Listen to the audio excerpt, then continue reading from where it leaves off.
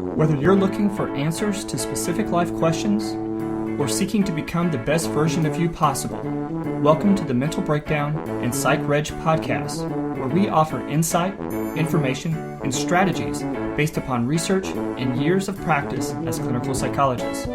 So sit back, have a listen, and get connected with our hosts, Dr. Berney Wilkinson and Dr. Richard Marshall. Welcome back. Richard, one of the things that I like when we talk about and we get to go through different articles and things when we do our mental health in the news, but also when we do some of our interviews. We had that great interview a couple of weeks ago with Bruce from Bruce will. We have a great interview coming up with Dr. Bruce Cohen that will be. And he was from New Zealand, and then we did the interview with Ryan Anderson from Australia. Right. But having the opportunity to talk to people from all around the world and read articles and information from all around the world, to see some of the similarities and differences in different areas of the world. Who were we talking to? Was it somebody on one of our programs who said that neurological diseases are less frequent in the Southern Hemisphere? Right. Yeah, I don't know them. We have to investigate that one. Yeah. But you're right. As we talk to people from different parts of the world, we get these vastly different perspectives. Yeah. There are some similarities. We're all dealing with something, but in some areas, very different perspectives, right. And it's been really interesting to get these different perspectives. Right. Yeah. Now, and one of the similarities is what brings us to our topic today, right. where we're going to talk a little bit about a article from, this is actually from a few months ago, from October 2016, but it was an article written in the Irish Examiner, which is a is a paper in Ireland, obviously. Yes. But it was entitled "Parents Harming Children's Ability to Cope," and it was written by a reporter, Noel Baker, and he was writing about talking about some of the statistics in the ISPCC, the Irish Society for the Prevention of Cruelty to Children, and it was saying, first of all, the numbers that they talk about are pretty astounding. They receive between 1,000 and 1,200 calls per day. Yeah, I thought I was misreading that at first, when I first looked at it, and I thought, that's them per day? Day. And where are the calls coming from? It said from children or from it adults? It didn't say, but I suppose it's from a variety of sources. But they're about children, who are at risk, right, for cruelty, for being treated badly, right.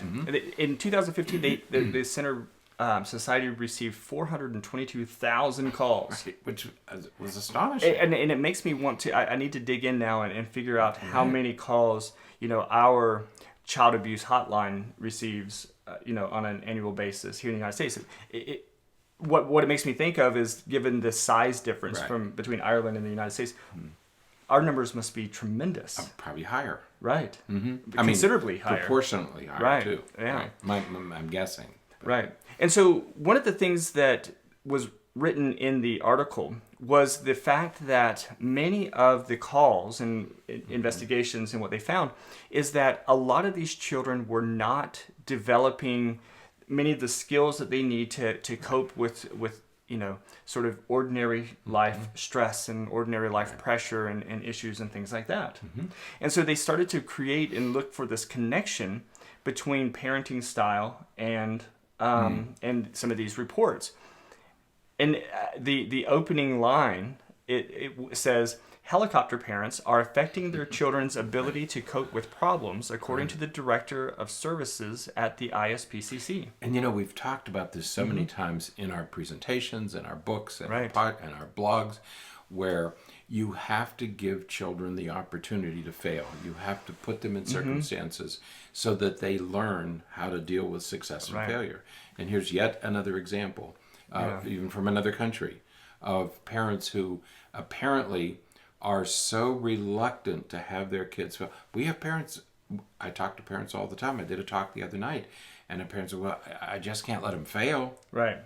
Yeah, you do. And one of the things that was said in the interview, because the author did an interview with this director, is she said parents put themselves under too much pressure because they feel as though they're supposed to be the perfect parents. Which means their child can never fail. Right. Or can never get hurt. Right. Or can never get injured. Yeah. Or can never experience disappointment. Or can never fall short. Mm-hmm. Otherwise, you're a bad parent. Right. They define good parenting as this perfect, flawless, injury-free childhood. Everything goes just right. No. Yeah.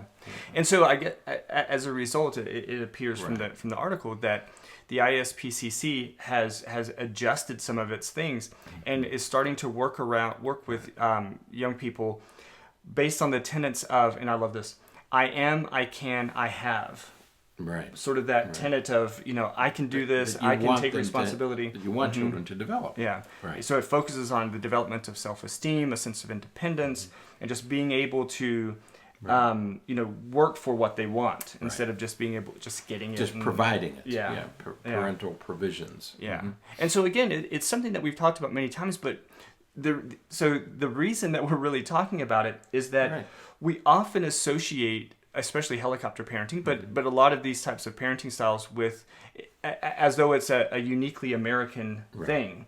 Right. And here's a great example from another country, certainly an industrialized Western country, but another country nonetheless that is experiencing the same thing and the same consequences. And I think it would be the same across cultures. That at about age 3 and about age 8 and about age 12 or 13, there's a reason that we have these religious ceremonies, for example, that are attached to these ages.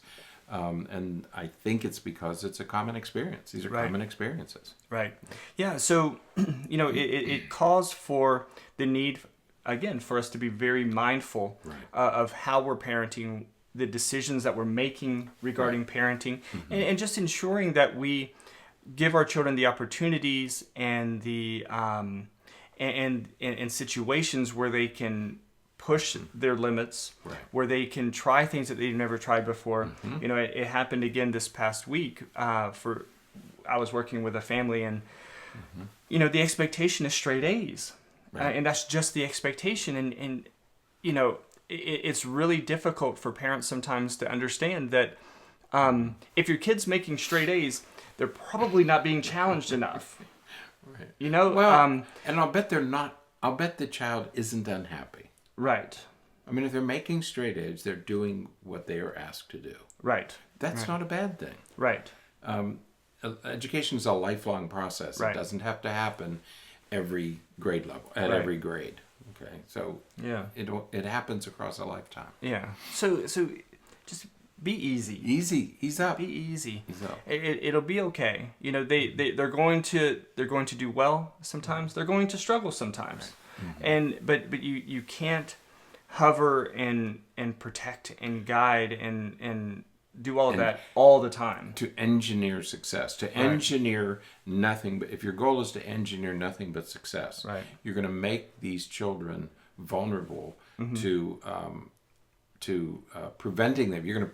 You are going to prevent them from developing the skills that they need to manage on their own. Right. And I think that the one of the key points that's pointed out in this article, that I'll include the link in the show notes, but an important piece here is that many times that parenting style or our parenting style in general it is more a factor of our own stress as parents than it is any particular need of the child. It's really, when we're stressed, it makes us want to control more. And so, they were talking about at the ISPCC that one of the things that they do with the parents is they work really hard to relieve stress for the parents, so the parents can allow a little bit more discomfort by, again, allowing their child to fail a little bit or to push their boundaries some. That's right. Push them a little bit harder. Yeah. So, so check out that article. It's a really fascinating topic, and again, just be mindful of your parenting style and what you're doing with your kids. That's right. All right. Very good. So that's it for today. That was a nice, short, sweet. Nice, short. think? To the point. All right. So we'll be back next time. Until then, stay happy, stay healthy, and forget to be afraid.